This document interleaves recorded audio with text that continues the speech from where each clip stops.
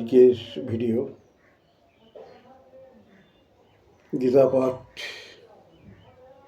তৃতীয় ও চতুর্থ অধ্যায়। আমার উদ্দেশ্য যোগ সম্বন্ধে জানা দরকার। আগের ভিডিওতে সামান্য অংশ বাদ ছিল, সেটা সিদ্ধি ও অসিদ্ধি উভয়ে সমতুল্য জ্ঞান, যোগ নামে অভিহিত জানে বুদ্ধিমান। কর্মযোগে যোগী হয় সর্বত্যাগী, পাপ পুণ্য বহির্ভূত জ্ঞানযুক্ত যোগী। বৈরাগ্য সঞ্চার হবে হইবে তথা, বৈরাগ্য সঞ্চার হবে হইবে তখন। আসক্তি শূন্য হইবে স্থির হবে মন। ইন্দ্রিয় সংযম যারা না পারিব রীতি, কামনা না যায় চলি অন্তর হইতে। কামনাতে ক্রোধ জন্মে, ক্রোধে বুদ্ধি নাশ, বুদ্ধি নাশে নষ্ট হয় জীবনের আশ। ব্রহ্মজ্ঞান নিষ্ঠা যেন সকল প্রকার, না থাকে সংসার মোহ সাধনে হার। এইবার তৃতীয় অধ্যায় কর্মযোগ। শিষ্য কহিলেন, কর্ম হতে শ্রেষ্ঠ জ্ঞান গুরুর বচন। তবে কেন ঘোর কর্ম করিছ প্রেরণ? কেন হে কুবাক্য কর মোহময়? দেখাও একটি পথ যাতে শ্রেষ্ঠ হয়। গুরু কহিলেন, তত্ত্বজ্ঞানী যোগীগণ জ্ঞান যোগে রত, কর্মযোগী নিত্য কর্মে অবিরত। না কইলে কভু এই কর্ম অনুষ্ঠান, জ্ঞানাভাবে সন্ন্যাসেতে সিদ্ধি নাহি হন। কর্মশূন্য সন্ন্যাসেতে সিদ্ধি নাহি হয়, বৃথায় সন্ন্যাস তার জানিও নিশ্চয়। সত্যরজতম গুণ গীতায় বর্ণিত, বাধ্য করি করে হে জীবে কর্মে নিবৃত্ত। সংযত করি যে জন কর্মেন্দ্রিয়, মনে মনে চিন্তা করে ইন্দ্রিয় বিষয়। নিয়ত কর্ম করো না হইয়া কামি, না করার চেয়ে ভালো ধর্ম করো তুমি। কর্ম যদি সত্য হয় ফল পাইবে তুমি, কর্ম যদি মিথ্যা হয় ভোগ করি আমি। তুষ্ট করো দেবগণ মন যজ্ঞ অনুষ্ঠানে, যজ্ঞে তুষ্ট হয়ে যত দেবগণে। দেবদেশে নাহি জানি যে করে সম্ভোগ, বাস্তবে সেই করে থাকে ভোগ। শিষ্ট বাক্য ইহা করহ শ্রবণ, সর্বভাব মুক্ত তিনি সাধু মহাত্মন। ব্রহ্ম হতে হয় হি মূল কর্মের উদয়, পরমাত্মা হতে ব্রহ্ম জানিও নিশ্চয়। ব্রহ্ম হত্যা মহাপাপ জানিও নিশ্চয়, ব্রহ্ম হইতে মহাপাপ হয় যে উদয়। ইন্দ্রিয় শক্ত পাপ যে করে যে জন, আত্মাতেই রত যিনি হয় অনুক্ষণ। নিষ্কাম কর্মে যিনি করেন সাধন, অবশ্যই সেই জন মোক্ষপ্রাপ্ত হন। অলস হইয়া যদি না করি কখন, কর্ম বিনষ্ট হইবে হেন আচরণ। আমাতে অর্পণ কর কর্ম সমুদয়, আমাতেই রাখো মন সকল সময়।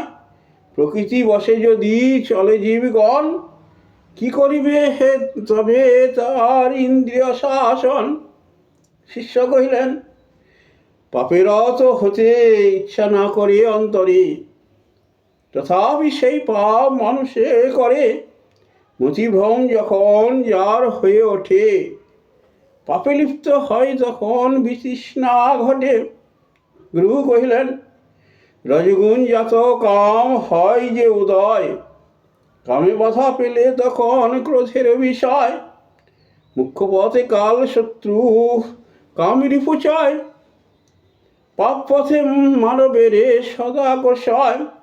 এই কাম মহাশত্রু জ্ঞানীদের তাই, মনে রেখো একথা সদা সর্বদাই। ইন্দ্রিয় আর মন সমদয়, কামের আশ্রয় ক্ষেত্র জানিবি নিশ্চয়। ইন্দ্র হতে শ্রেষ্ঠ সকলের মন, মন হতে শ্রেষ্ঠ সেই বুদ্ধি জীবগণ। বুদ্ধি হতে আত্মা শ্রেষ্ঠ সর্বলোকে কয়, আত্মা চাইতে পরমাত্মা শ্রেষ্ঠ জানিবি নিশ্চয়। এবার চতুর্থ অধ্যায় জ্ঞানযোগ। গুরুদেব কহিলেন, শাশ্বত এ জ্ঞানে যোগ্য অক্ষয়। সূর্যরশ্মি হইতে হয় জ্ঞানের উদয়। সূর্য কহিয়াছিলেন মনুকে, মনু কহিয়াছিলেন ইক্ষুকে। এইভাবে বংশ পরম্পরায় গুরু শিষ্য হইতে হয় সমুদয়। ভক্ত আর ভগবানে দেখা যে দেই, জ্ঞান কর্ম যোগ তত্ত্ব বুদ্ধিমানে নেই। শিষ্য কহিলেন, বহু পূর্বে জন্মিয়াছে সূর্য যে আমার, জন্মিয়াছে বহু পরে তুমি যে তাহার। কেমনই বুঝিব তাহাও হে ভগবান, দিবাকর বলেছিলেন যোগ বিবরণ। গুরু চলিয়া গিয়াছে মোর বহু জন্মগত, জন্ম এবার আমার ঠিক এই মত। আদি অন্ত না জানি সমদয়, শাস্ত্রসম্মত যোগ শাস্ত্রে যে পায়। অকর্মে করেন যিনি কর্ম দর্শন, কর্ম মাঝে যার অকর্ম সাধন। তিনি মনুষ্য লোকে পণ্ডিত প্রধান, সব কর্ম অনুষ্ঠাতা যোগী মহাজন। সর্বপরিগ্রহ যত করি বিসর্জন, শারীরিক কর্ম মাত্র করেন সাধন। পাপে লিপ্ত নাহি হন তিনি কদাচন, সামান্য লাভেই তিনি আনন্দ চান। সিদ্ধি অসিদ্ধিতে সদা সমজ্ঞান যার, সুখ দুঃখ সমজ্ঞান তাহার যে প্রমাণ। ঊর্ধ্বগামী যে নিঃশ্বাস প্রাণ বলে তাই, অপ্রাণ নামেতে বায়ু অথুদিকে ধায়। পুরোগ রেচক আর কুম্ভক করিয়া, অপ্রাণ ও প্রাণ বায়ু রাখেন ধরিয়া। এইভাবে প্রণাম করি সম্পাদন, করে সদা হঠযোগী ব্রহ্ম আরাধন। হরিজন্যে অবশিষ্ট অমৃত ভজন, প্রাপ্ত হন অবশেষে ব্রহ্ম সনাতন।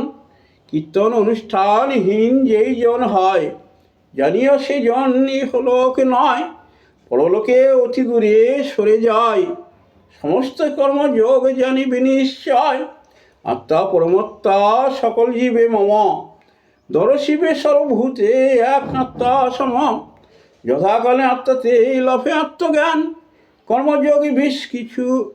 কর্মযোগী বিনা কিছু নহি মতিমান।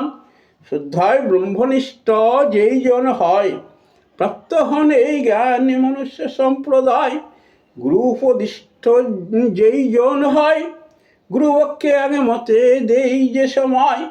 ইহলোক পরলোকে সুখ তার হয়, সন্ধ মনে যা দিতে হয় সময়। এসবই হচ্ছে যোগের বিষয়।